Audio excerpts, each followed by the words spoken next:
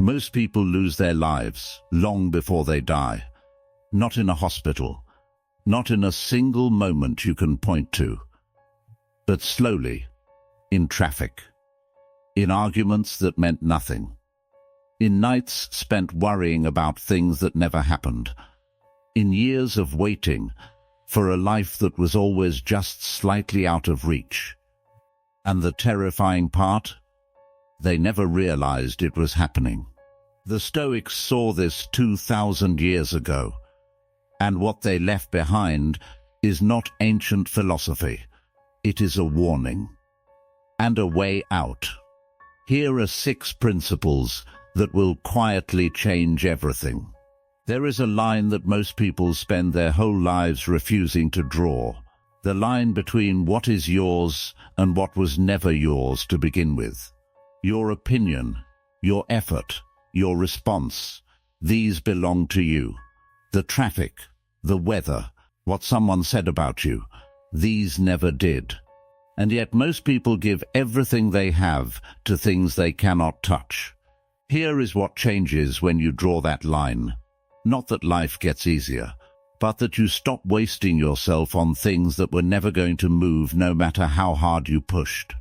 Think about the last time something ruined your day, a message that went unanswered, a plan that fell apart, a person who said the wrong thing. Now ask yourself, was any of that within your control? They were not telling you to stop caring. They were telling you to stop bleeding over things that were never yours to fix. Know what is yours. Give everything to that, and the rest let it pass like weather. Not because it does not hurt, but because you are worth more than what you cannot control.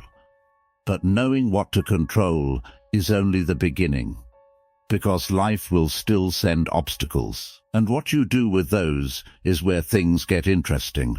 There is a line from Marcus Aurelius that stopped people in their tracks when they first read it, and it still does. What stands in the way becomes the way. 4 words, and yet they contain something most people spend decades trying to understand. The obstacle is not in front of the path. The obstacle is the path. Think about the last time something went wrong. A rejection, a failure, a door that closed before you even knocked. Most people treat those moments as proof that they were not meant to go further. The Stoic asks a different question, not, why did this happen to me, but, what is this showing me that I could not see before? That one shift changes everything about how you move through the world. The obstacle does not block the path. It reveals which version of you is strong enough to continue. Here is something nobody tells you about the past and the future. They are both real, and they are both traps. The past pulls you into regret. The future pulls you into anxiety. And while you are being pulled in both directions, the present slips through your hands completely unnoticed. Have you ever sat at dinner with someone you love and realized halfway through that you had not heard a single word they said because your mind was already somewhere else, already in tomorrow, already replaying yesterday? That is not a small thing. That is your life, happening without you in it. Marcus Aurelius wrote about this, not as a philosopher writing for an audience, as a man writing to himself, trying to remind himself of something he kept forgetting. That this moment, right here, is the only one he actually has. Most people don't lose their lives in a single day. They lose them 5 distracted minutes at a time. The mind that is always somewhere else is the mind that experiences nothing. Not because life is not happening, but because that person is never present enough to receive it. The Stoics did not say ignore tomorrow. They said stop living there before it arrives. Think about what you need to do. Then come back, because the life you keep postponing is happening right now, without you. And the person who masters the present does not need to fear the future, because they are already building it, one moment at a time. And the sixth principle, the one Marcus Aurelius returned to more than any other. We will get there. But first, there is something you need to understand about discipline. Most people think self-discipline is about restriction, about saying no, about cutting things out. That is the wrong frame entirely. Self-discipline is not about what you remove from your life. It is about what you protect. And here is the thing nobody says out loud. The most dangerous addiction in the modern world is not alcohol. It is not your phone. It is comfort. Because comfort asks nothing of you and takes everything from you, slowly, quietly, without ever feeling like a loss. And here is the uncomfortable truth. Nobody wakes up one day and decides to ruin their life. It happens through thousands of tiny decisions, each one feeling harmless in the moment, each one feeling like rest, each one quietly becoming the life you did not mean to live. When you choose to sleep instead of scroll, you are not giving something up. You are protecting your mind for tomorrow. When you choose difficult work over easy distraction, you are not punishing yourself. You are investing in the version of you that exists 6 months from now. Every small choice is a vote for who you are becoming or for who you are staying.